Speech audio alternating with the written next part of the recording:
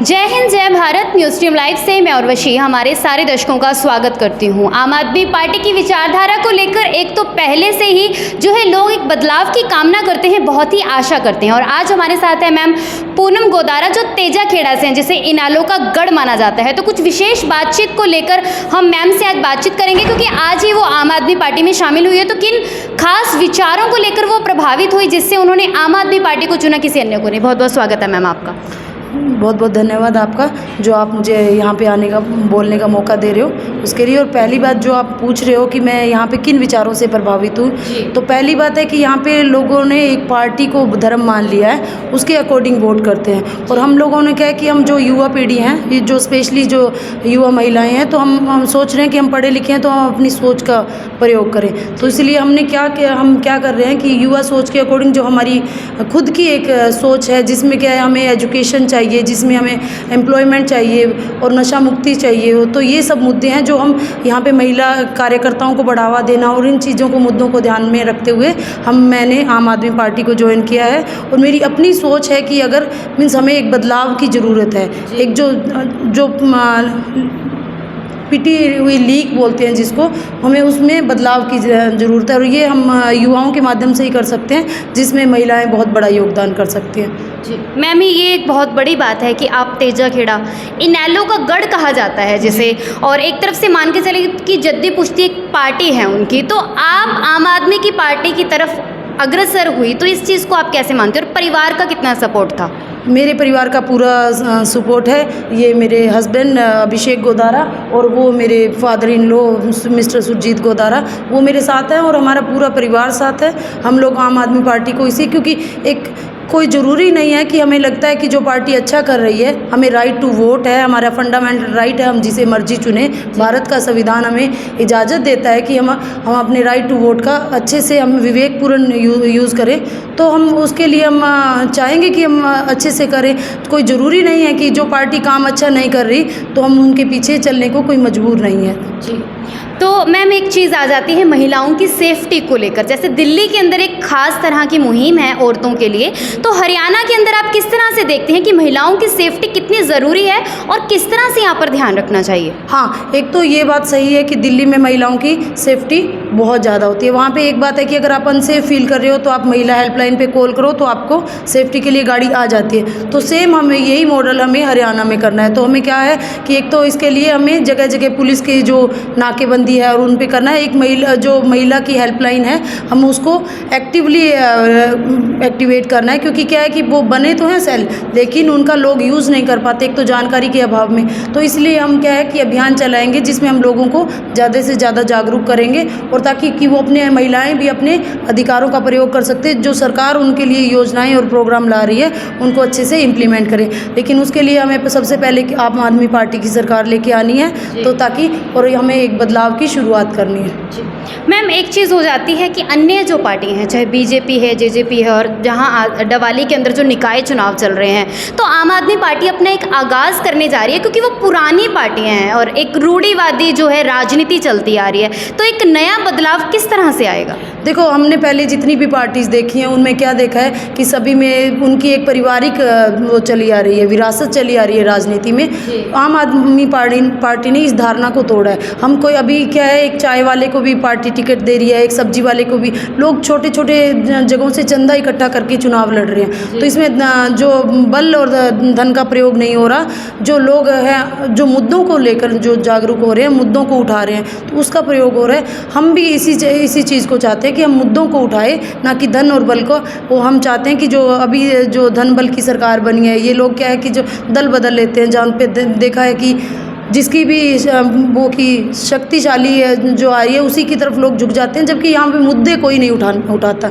लोग जानते हैं कि असली जो है राजनीति का मतलब है कि बदलाव लेके आना, समाज में एक सुधार की ओर अग्रसर होना, तो वो आम आदमी पार्टी के माध्यम से हम सब लोग प्रयास करते हैं। मैम, हरियाणा की भ्रष्टाचार एक गंभीर समस्या बन चुकी है।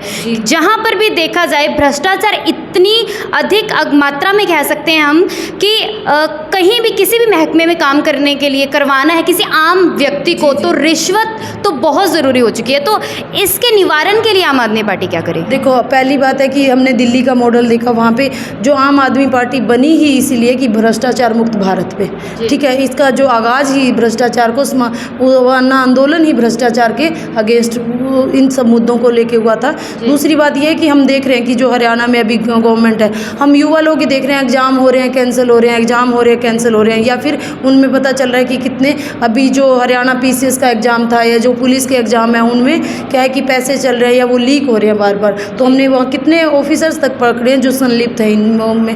तो हम क्या है कि आम आदमी पार्टी एक तो हर चीज़ को फेयर एग्ज़ाम्स करवाने का, और दिल्ली में भी हम देख रहे हैं कि नियमित भर्तियाँ हो रही हैं। सेम यही है, अभी पंजाब में आज ही बताया गुप्ता जी ने कि 35,000 जो भर्तियाँ नहीं 35,000 को पक्का किया और 25,000 भर्तियाँ निकाली है। तो वहाँ पे पंजाब में भी 2 महीने की सरकार बनी है, उन लोगों ने शुरुआत कर दी है। तो हरियाणा में जब आम आदमी की पार्टी आएगी तो नियमित भर्तियाँ और जो भ्रष्टाचार मुक्त होगी। लोग जो अपनी मेहनत करते हैं, जो युवा लोग हैं वो अपनी कड़ी मेहनत करके पैसे भी लगाते हैं कोचिंग्स पे और इतने टाइम देते हैं, तो उन लोगों को अपना परिणाम मिलेगा। तो एक युवा है जो फिर नशे की ओर और जो क्राइम की ओर नहीं बढ़ेगा। और ये हमारा जो डबवाली की है, इस एरिया की जो पंजाब से सटा हुआ इलाका है, यहाँ पे नशा की और जो क्रिमिनल बैकग्राउंड का जो बनता जा रहा है, ये क्राइम का हब बनता जा रहा है। हम रोज़ देख रहे हैं कि यहाँ 2-4 लोग मौत हो रही है नशे के कारण। तो ये सब चीज़ें अगर हम भ्रष्टाचार को ख़त्म कर देंगे तो कहीं ना कहीं इनका बैकग्राउंड उसी से जुड़ा है, क्रिमिनल बैकग्राउंड, नशा है, ये सब चीज़ें इसी से जुड़ी हैं भ्रष्टाचार से। तो सब कुछ अगर हम एक तरीके से करेंगे तो उसके बाद क्या है कि युवा एक सही रास्ते पे आएगा, एजुकेशन के रास्ते पे आएगा, एंड वो उसको हम अगर जॉब देंगे तो उसके बाद ये है कि वो अपना एक करियर चुनाव कर पाएगा। मैम, अंतिम सवाल है मेरा आपसे कि अगर पार्टी आपको मौका देती है किसी ओहदे पर आगे आने के लिए, तो विशेष तौर पर आप महिलाएं, वो महिलाएं एजुकेटेड जो महिलाएं हैं वो तो जॉब कर सकती हैं, लेकिन जो एजुकेटेड नहीं है लेकिन फिर भी जो है वो क्या रोज़गार जो है वो चाहती हैं कि उन्हें रोज़गार मिले, तो उसके लिए आपके पास क्या खास प्लान है? हाँ, उसके लिए ये तो बात है कि मेरा इस चीज़ में वुमेन एम्पावरमेंट में बहुत इंटरेस्ट है, मेरा खुद का पर्सनली। पहली बात है, देखो हमने देखा है ना, गवर्नमेंट MSME लघु व मध्यम उद्योग चलाती है, सरकार है, उसका एक मंत्रालय है। लेकिन क्या हमने मैं यहाँ पे घूमी हूँ, मुझे कहीं पे भी वो लघु और मध्यम उद्योग वाला नहीं दिखा। क्या आपने देखा?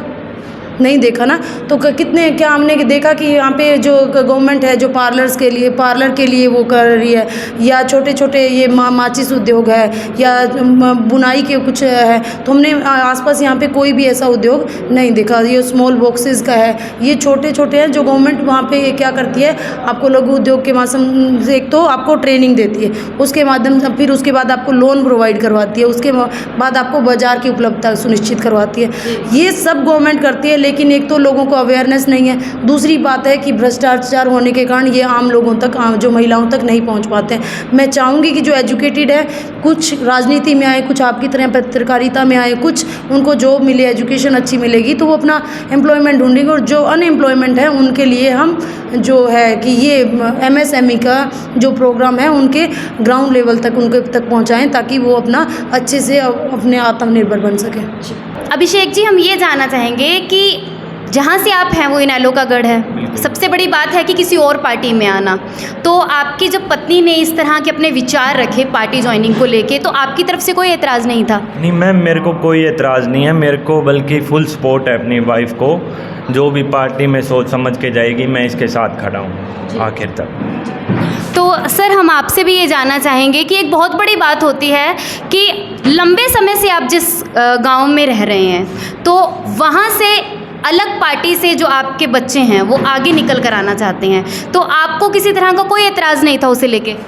इसे लेके मेरे को कोई इतराज़ नहीं, बल्कि बहुत बड़ी खुशी है। आम आदमी पार्टी का जो उनकी विचारधारा है, उनकी नीति है, उनके बारे में से मैं पूरी तरह अवगत हूँ। ये खुशी खुशी साथ हैं, सपोर्ट कर रहे हैं। तो ये हमारी बातचीत थी मैम पूनम गोदारा से, जिन्होंने बहुत ही महत्वाकांक्षी अपने जो विचार रखे हैं महिलाओं के लिए बहुत अच्छी खास योजनाएं। और सबसे बड़ी बात यह है कि यदि पार्टी की ओर से इन्हें कोई ओहदा दिया जाता है तो ये अपने बहुत सारी इस तरह की विचारधाराएं हैं जिसकी वजह से ये उन विचारधाराओं पर चलते हुए जो महिलाएं रोज़गार चाहती हैं लेकिन एजुकेटेड नहीं हैं, या फिर जो महिलाएं आगे जो अपना करियर नहीं बना पाई हैं, उसके लिए बहुत सारे इस तरह के प्लान्स जो है वो इन्होंने अभी से बनाए हुए हैं। तो आने वाले समय में मैम किस ओहदे पर जाती हैं वो तो आने वाला समय बताएगा। इसके लिए आपको न्यूज़ टीम लाइव से इसी तरह जुड़े रहना होगा। आपके साथ मैं हूँ उर्वशी।